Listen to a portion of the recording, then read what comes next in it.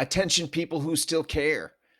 How can we fix our broken financial system that currently favors big banks and powerful corporations to a system that looks out for us, average American citizens, without using politicians or regulations?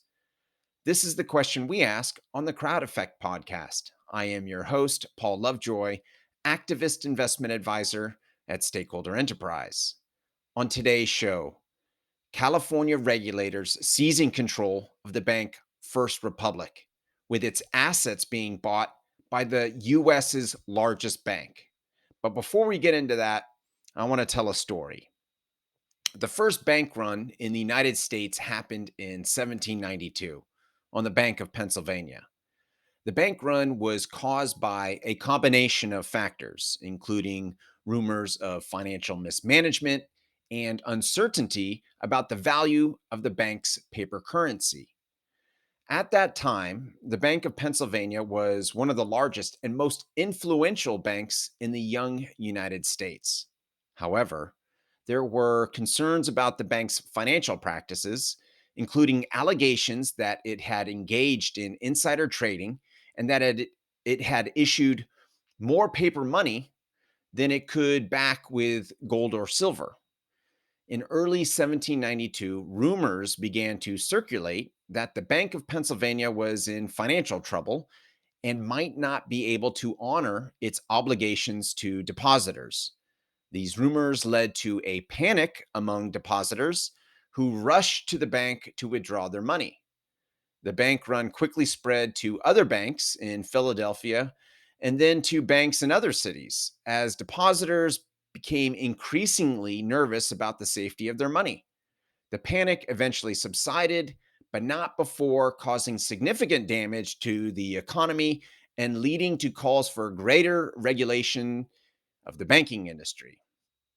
The Bank of Pennsylvania eventually was able to weather the crisis, but it showed how this is just the first of many bank runs that have happened here in the United States. And the bank run happened in 1792 because of a lack of trust in the bank. Guess what? The leading cause of all bank runs is a lack of trust. As you could see, as I said in the story, there was calls for greater regulations that took place, and they did take place. But did it stop bank runs from happening? No. There was the Panic of 1819, the Panic of 1837, the Panic of 1873, the Panic of 1893, and then, of course, there was the Great Depression in the 1930s. After the Great Depression, uh, even more regulations were created. In fact, two large regulatory branches were created: the FDIC, making sure that there was insurance for depositors, and the Security and Exchange Commission, the SEC. Now, these regulatory institutions were thought that it would prevent future financial crises from happening, and these to stop bank runs. It was largely thought at that time that this would do that, and it did for a really long time until the savings and loans crisis in the 1980s, the global financial crisis of 2008, and the mid-sized banking collapse of today. So, so the regulations helped for a little bit. It put a band-aid on the situation, and this leads into our story for today, the collapse of First Republic Bank. This morning, California regulators seized the control of the bank, and Chase, the U.S.'s largest bank, took control of all of its banking assets, of First Republic's banking assets, making it even a bigger bank. Um, and it's increasing the concentration of wealth between uh, four banks control half of all the banking assets in the United States, and this only furthers that concentration of wealth. So Some Reuters reported that some blamed the root cause of the crisis in the banking sector on ultra loose monetary policy for many years, followed by an abrupt reversal and fast paced interest rate hikes by the US Federal Reserve over the past year. And it does make sense when you hear that, but I couldn't disagree more. Um, it basically people are saying the root cause is government response, and inherently, when I what I'm about to say, you'll probably realize that government response is not the root cause.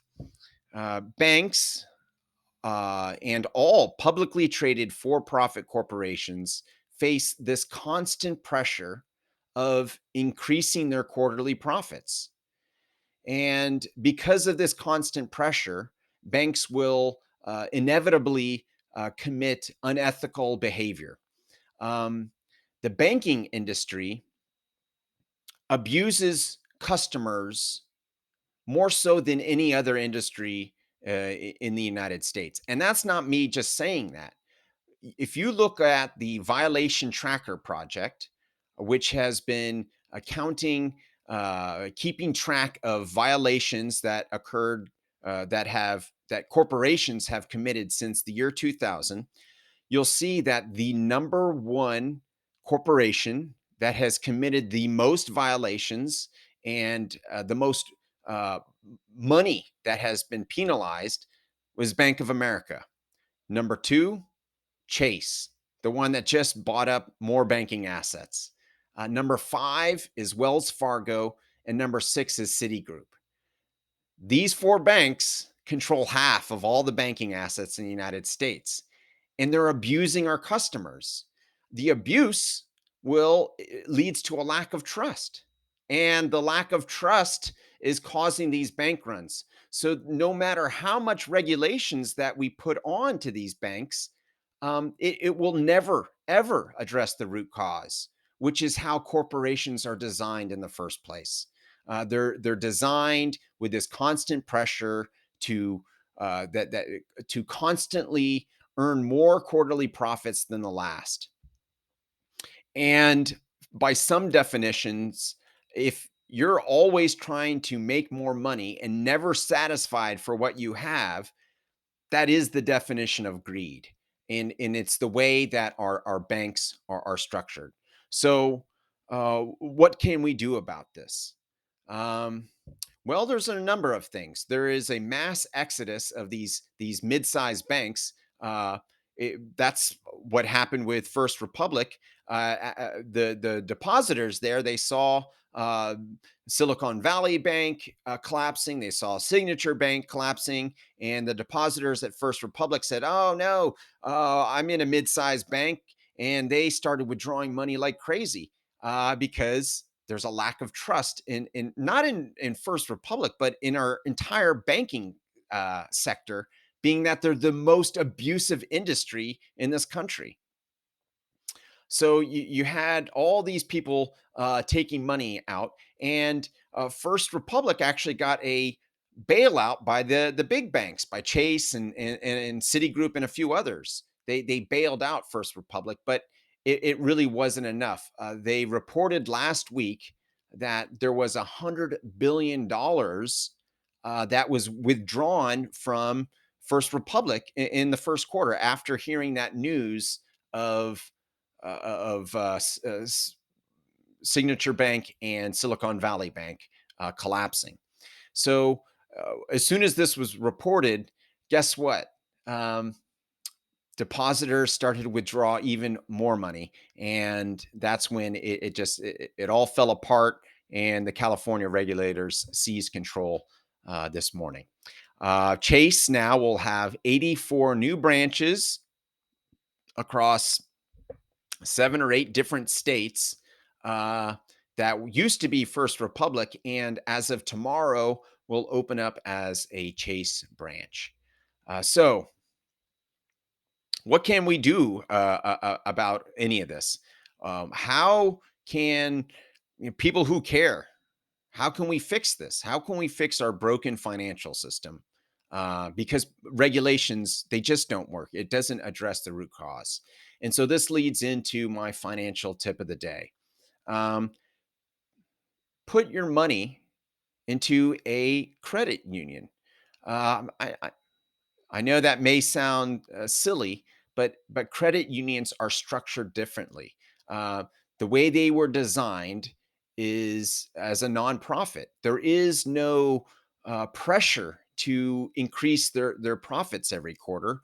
They have no desire to abuse their customers. In fact, when credit unions earn more revenues than their expenses, they pump that revenue right back into the credit union, which oftentimes, which leads to programs that serve the community, like financial education, lower interest rates, um, better services at the branches, and they're all very community based as well. So you're keeping your money within your community, which then leads to small business loans and other financial products to people who need them the most. This also decentralizes the wealth of these big banks. It decentralizes the power. When we have our money spread out across many different credit unions, then there is no too big to fail because there's no this concentration of wealth doesn't exist. So put your money into a credit union.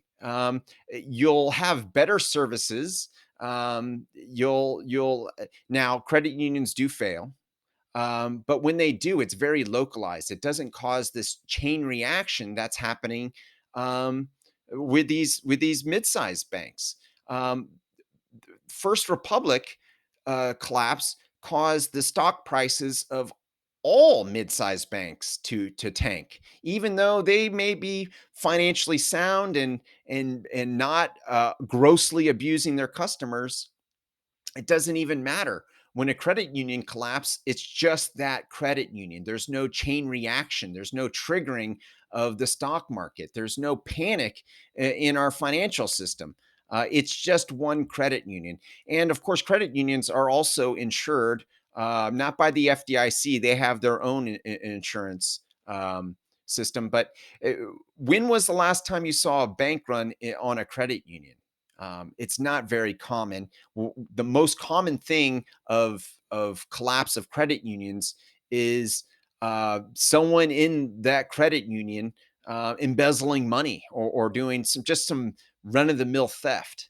It's not a systemic problem with the credit unions that it is with the banks.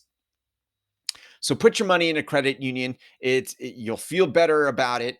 It's better for your community. It's better for our economy, and it's better for our future. My name is Paul Lovejoy.